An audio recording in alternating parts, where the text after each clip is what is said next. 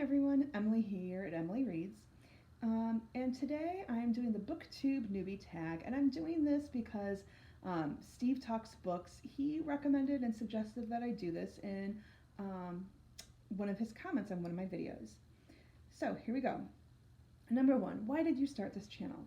I started this channel because I love talking about books, and um, a lot of my friends aren't as big readers as I am, and so I didn't have an outlet to talk about books with other people. Um, so that's why I started this channel, and I just want to see where it takes me. Number two, what are some fun and unique things you can bring to BookTube? So one, I am currently doing the Flourish and Blots reading challenge this year. So a lot of the books that I'm reading and I'll be talking about this year will relate to those prompts. So if you're doing that challenge and you're not sure what to read, watch my channel. I'm also working through the Pop Sugar Reading Challenge this year, but I'm not going to emphasize that as much simply because um, I completed it for the first time ever last year. But this year, I wasn't as excited about a couple of the prompts and at least like what books I found that would fit those prompts. So I was like, I'm going to place that emphasis on the Flourish and Blots. Plus, I kind of read a variety of different things. Although lately, it's been heavy on the fantasy, I will be honest. Number three, what are you most excited for about this new channel? I'm excited about being able to interact with other people and learning more about technology, which we'll get to that in the challenges question. Four, why do you love reading? Reading for me is self-care. Reading for me is how I deal with stress. So I'm a teacher. I'm teaching during a pandemic, and I teach students. The school that I work at, we have a heavy amount of students that come to school with a lot of trauma. So for me, reading is my outlet and my way to take care of myself and restore myself so I'm ready to go back the next day. And I love being transported into new worlds. Um, I love how authors create those worlds and create characters. I love how literature can be social commentary and it can be a reflection of what's going on in the world at the time. Number five, what book or series got you into reading? Pat the Bunny, The Pokey Little Puppy, The Very Hungry Caterpillar, Green Eggs and Ham, The Little Piece Meets the Big O, The Giving Tree, The Little Engine That Could. I don't know. I mean, those are all books that I remember just sitting and reading as a little girl.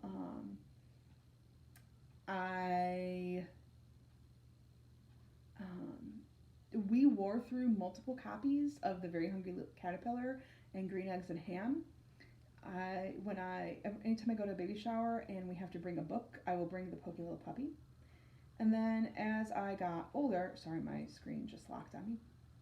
As I got older, I fell in love with Little House on the Prairie. And when I was in second grade, my mom gave me Emily of New Moon and Anne of Green Gables. My first name is Emily. My middle name is Anne. And I remember asking my mom, why did you not name me Anne with an E? Like, I wanted to be Anne with an E because Anne of Green Gables. So those books, and then Little Women, The Five Little Peppers That Grew, Daddy Longlegs. Those are all books that I just loved as a little girl. Number six, what questions would you ask your favorite booktubers? Well, let's see. Peruse Project, I would say, hey, can I come hang out with you and Millie? Because I just love Millie. Philip Chase is one that I love watching. I think he is just so intelligent. And I would ask him, he's an English professor, and he teaches a class on fantasy. And I would say, can I get a copy of your syllabus and your reading list for your classes? Sarah reads, I would say, hey, when I finally read The Faithful and Fallen, can I follow along with? Can we discuss? Number 7. What challenges do you think starting a booktube channel will be the hardest to overcome? A couple of things. One, the technology aspect. So I have no clue how to edit a video, like film a video, edit it, and then upload it. So like I film the video and I don't know how to edit it. So like I film the video and directly post to YouTube because that's the only thing that I know how to do. I don't know how to tag people in comments. I don't know how to link things in comments. Like I don't know the technological aspect of starting a booktube channel, so that will be fun as I figure out. 2, I think knowing what to film and when to film and how much to film. And also 3, like I'm a person that compares and despairs, and that you shouldn't do it. But like I will look at other people and it's like, wow, you've been booktubing for a few years and look at how many subscribers you have and what you're doing and all this great content. You know, I'm starting. I don't post multiple videos a week. I don't have a Patreon right now. I don't have a Discord right now. Maybe I will. We'll see. As far as like how many subscribers I get and if that's something that people want. But right now, for me, the challenge is being my own person on BookTube as opposed to comparing myself to Reagan at Peru's Project and Sarah at Sarah Reads and all the booktubers that I love watching, like Helen at Library of Alexandria and Philip Chase and Mike at Mike Books Reviews. So not compare myself to them. 8. When did you start reading?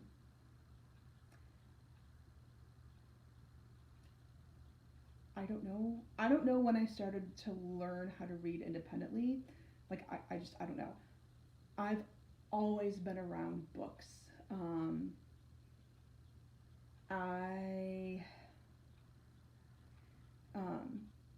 My father was a huge reader, and I've growing up, and for 35 years of my life, I lived within walking distance to the library.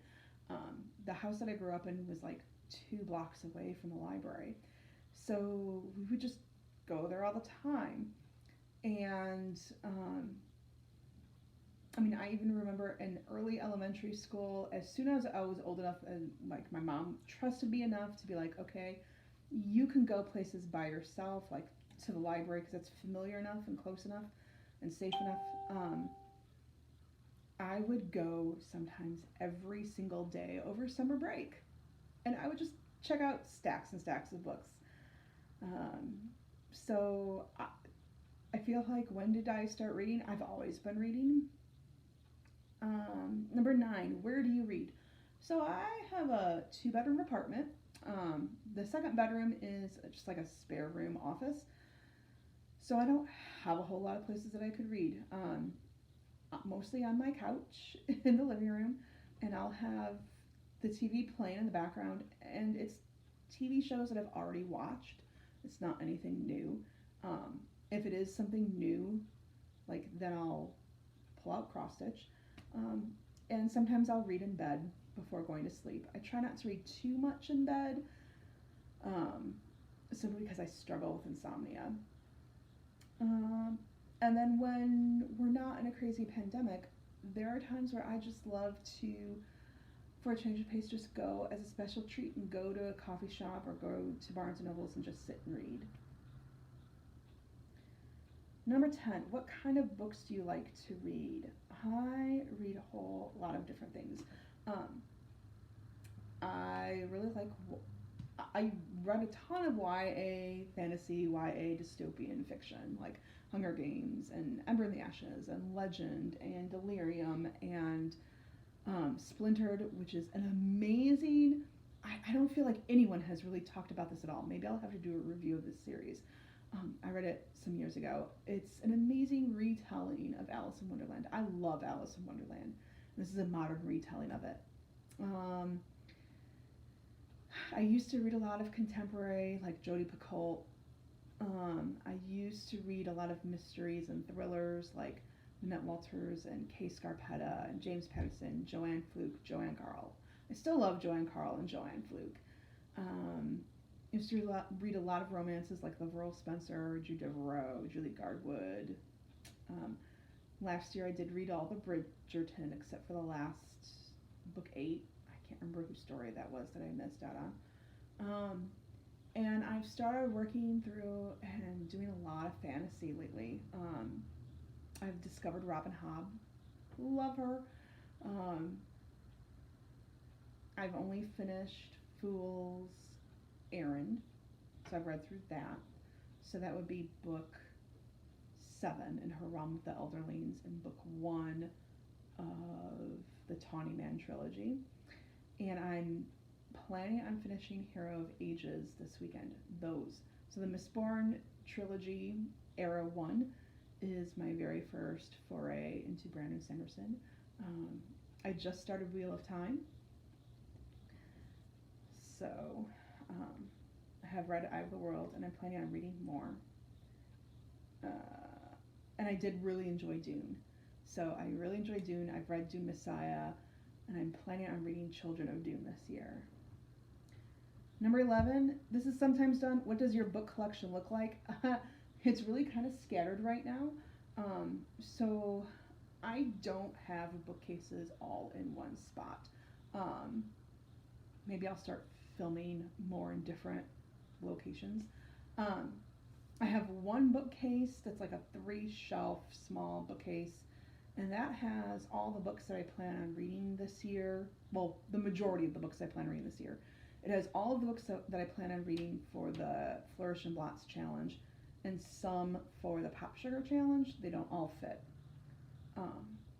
And then this bookcase back here is a glass bookcase that I got from my parents so both my parents have passed away, and I got this from their estate. It's a mishmash of, I have the complete works of Shakespeare because my dad had them. I have read very little Shakespeare, and I do keep planning on saying, like, I need to read more Shakespeare, so maybe that will be a goal, not for this year, but for next year. I have some classics. I have my Stormlight Archives that I haven't read yet. I have my Outlander. I've only read 5 books in the Outlander. I think I read through the Fiery Cross. I have my Faithful and Fallen that I have not read yet. I got that for $4 at a library used book sale. Super excited.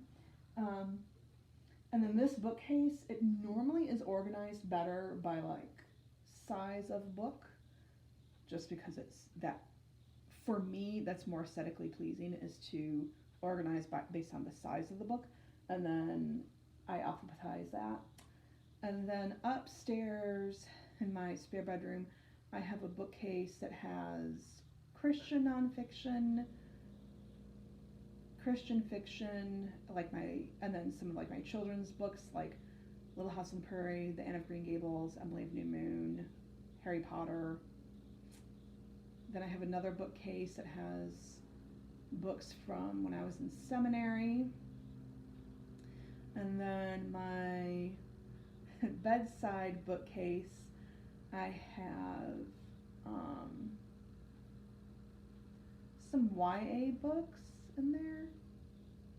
It's kind of a mishmash. So it's kind of all over the place. So me filming here's what my book collection looks like here's like a shelf, like come look at my shelf. It's really hard for me to film when I don't know how to edit videos. So that's why I don't film that. Yeah. But that is me.